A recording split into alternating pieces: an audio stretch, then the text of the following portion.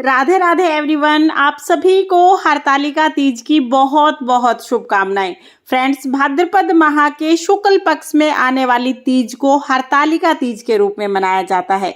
इस दिन माता पार्वती और भगवान शिव शंकर का पूजन किया जाता है। सुहागिन महिलाएं अखंड सुहाग के लिए माता पार्वती का पूजन करती हैं और कुंवारी कन्याएं अच्छा घर वर पाने के लिए इस दिन माता पार्वती और भगवान शिव शंकर का पूजन करते हैं। तो चलिए आज मैं आपको बताती हूँ कि हरतालिका तीज व्रत की हम पूजा कैसे करते हैं। तो देखिए, हरतालिका तीज व्रत की जो मुख्य पूजा है वो शाम के समय की जाती है। सुबह आप स्नान आदि करके अपने घर के मंदिर में ही व्रत का संकल्प कर लें। उसके बाद शाम को हम एक चौकी लगाएंगे। चौकी पर लाल रंग का वस्त्र बिछा के चौकी को हम सुंदर सा सजा लेंगे। तो आप अपनी इच्छा के अनुसार चौकी को सजा लीजिएगा। इसके बाद हमें चौकी पर थोड़े से फूलों का आसन देकर भगवान शिव शंकर के शिव परिवार को विराजमान कराना है। तो शिव परिवार की फोटो है तो उसे आप विराजमान करा लें। मुख्य जो पूजन है वो मिट्टी की मूर्तियों का किया जाता है। मिट्टी की मूर्तियां बनाई जाती हैं। तो यहाँ पर गणेश जी, भगवान शिव शंकर और माता पार्वती की मिट्टी की मूर्तियां हमें बनानी है। विशेष आकार देने की जरूरत नहीं है, जैसी भी आपसे बन जाए वैसी मूर्तियां आप बना लीजिए। आप चाहें तो तीनों मूर्तियों को पिंडी के रूप में भी आप बना सकते हैं। तो यहाँ पर हमने मूर्तियों को विराजमान कर लिया है। इसके बाद फिर हम कलश की स्थापना करेंगे। तो चावल की ढेरी लगाकर उसके ऊपर एक जल से भरा हुआ कलश रख देंगे। कलश में हमें हल्दी डालनी है, सुपारी, सिक्का, थोड़े से फूल, लौंग, इलायची और हम इसमें थोड़े चावल डाल देंगे। ये सारी चीजें कलश में डालने के बाद इसमें हमें आम के पत्ते लगाने हैं। अगर आपको आम के पत्ते ना मिले तो आप अशोका के या तो पान के पत्ते भी ले सकते हैं। सभी पत्तों को तिलक करके हम कलश में सजा देंगे। उसके ऊपर हम एक प्लेट में कोई अनाज भर के रखेंगे। आप चाहे तो चावल, गेहूं, बाजरा, कोई भी अनाज भर के आप रख सकते हैं। इसके ऊपर हम घी का दीपक रखेंगे। दीपक में 2 बातियां हमें लगानी है। तो इस तरह से दीप कलश की स्थापना हो जाएगी। आप चौकी लगाने के बाद हाथ जोड़कर संकल्प करेंगे, हे माता पार्वती, हे भगवान शिव शंकर, हे गणेश जी, आज मैं आपका पूजन कर रही हूँ। पूजन में रही कमियों को क्षमा करें और मेरी मनोकामनाओं को पूर्ण करें। इस तरह से संकल्प करके फिर हमें पूजा शुरू करनी है। तो अब हम पूजा शुरू करेंगे। पूजा में सबसे पहले हम जल के छींटे लगाकर शुद्धिकरण कर लेंगे। उसके बाद फिर हमें दीपक जलाना है और फिर हम सभी का अभिषेक करेंगे। तो पहले जल समर्पित करेंगे, गणेश जी पे जल चढ़ाएंगे, फिर भगवान शिव शंकर को जल समर्पित करेंगे, फिर माता पार्वती को जल समर्पित करेंगे। उसके बाद हम पंचामृत समर्पित करेंगे। तो दूध, दही, घी, शहद, शक्कर पांचों को मिला के पंचामृत बना लेंगे। पंचामृत ना हो तो आप कच्चा दूध भी समर्पित कर सकते हैं। इसके बाद फिर से हम जल समर्पित करेंगे। 3 बार अभिषेक किया जाता है। तो इस तरह से हम जल से, पंचामृत से और फिर जल से 3 बार अभिषेक कर देंगे। फिर हमें सभी को तिलक लगाना है। तो देखिए, गणेश जी को, माता पार्वती को हम रोली का तिलक लगाएंगे, लेकिन भगवान शिव शंकर को हमें रोली का तिलक नहीं लगाना है। भगवान शिव शंकर को हम सिर्फ चंदन का तिलक लगाएंगे। तो सभी को हम तिलक करेंगे। साथ में हमें कलश और दीपक का भी पूजन करना है। तो कलश को भी हम तिलक कर देंगे, दीपक को भी तिलक कर देंगे।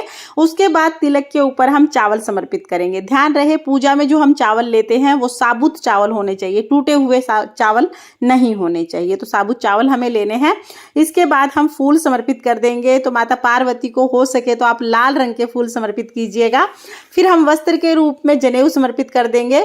जनेऊ ना हो तो आप कलावा भी समर्पित कर सकते हैं। तो यहाँ पर गणेश जी को, भगवान शिव शंकर को जनेऊ और कलावा समर्पित कर देंगे। माता पार्वती को वस्त्र के रूप में हम चुनरी उड़ा देंगे। इसके साथ ही माता पार्वती को हम सुहाग का सामान भी समर्पित करेंगे। ये देखिए, सुहाग भाग की पूजा होती है। इसमें सुहाग सामग्री जरूर समर्पित की जाती है। हो सके तो आप 16 श्रृंगार समर्पित करें, लेकिन अगर 16 श्रृंगार ना भी कर पाए तो चाहे 2 चीज समर्पित करें, लेकिन सुहाग की सामग्री आप जरूर समर्पित करें। उसके बाद हम भगवान शिव शंकर की प्रिय चीजें, बेल पत्र, भांग, धतूरा, मदार, समी पत्र, जो भी आपको मिल जाए वो सभी चीजें समर्पित करेंगे। माता पार्वती ने जंगल में भगवान शिव शंकर की पूजा की थी। तो वहां पर जो उन्हें उपलब्ध हुआ, जो उन्हें मिला, वो सब भगवान शिव शंकर को चढ़ा दिया था। इसलिए ये सारी चीजें भगवान शिव शंकर को चढ़ाई जाती हैं। आपको भगवान शिव शंकर की प्रिय जो भी चीजें मिल जाए वो आप सभी भगवान शिव शंकर को चढ़ाएं।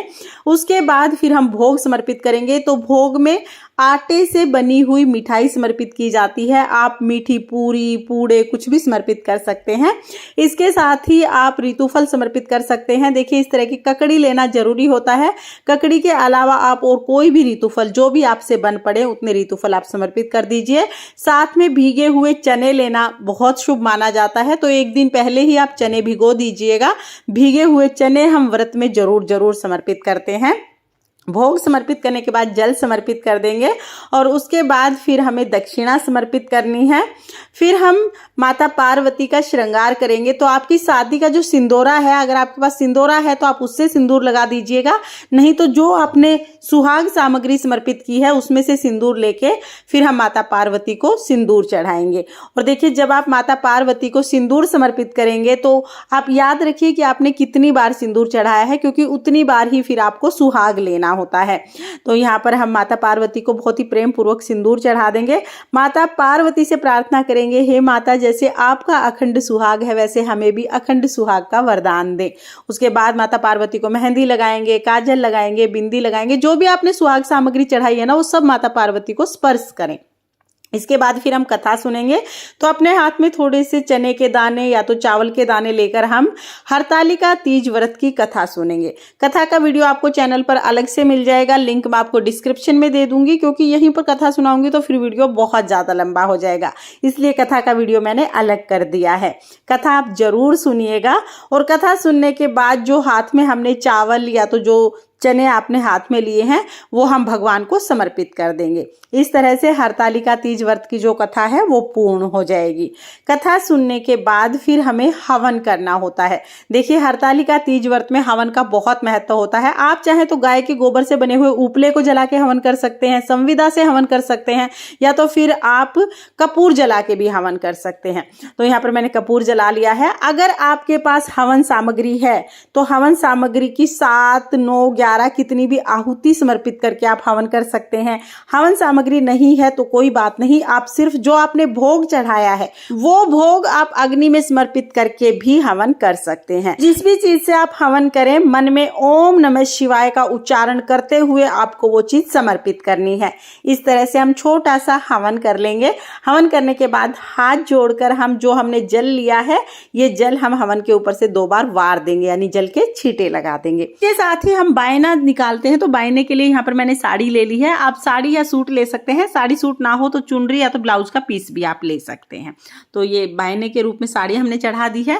इसके बाद फिर हम आरती करेंगे। तो देखिए जो हमने कलश पर दीपक रखा है उसको नहीं हटाना है। आप कपूर से आरती कर सकते हैं या तो अलग से दिया जला के भी आप आरती कर सकते हैं। बहुत ही प्रेम पूर्वक पहले हम गणेश जी की आरती करेंगे, उसके बाद हम माता पार्वती भगवान शिव शंकर की आरती करेंगे। आरती करने के बाद हाथ जोड़कर पूजा में रही कमियों के लिए क्षमा याचना करेंगे और अपनी मनोकामनाओं को पूर्ण करने के लिए भगवान से प्रार्थना करेंगे। इस तरह से हरतालिका तीज व्रत की जो पूजा है वो पूर्ण हो जाएगी। पूजा करने के बाद थोड़ा सा जल अपने हाथ में लेके पूरी चौकी के ऊपर से हम 2 बार वार देंगे।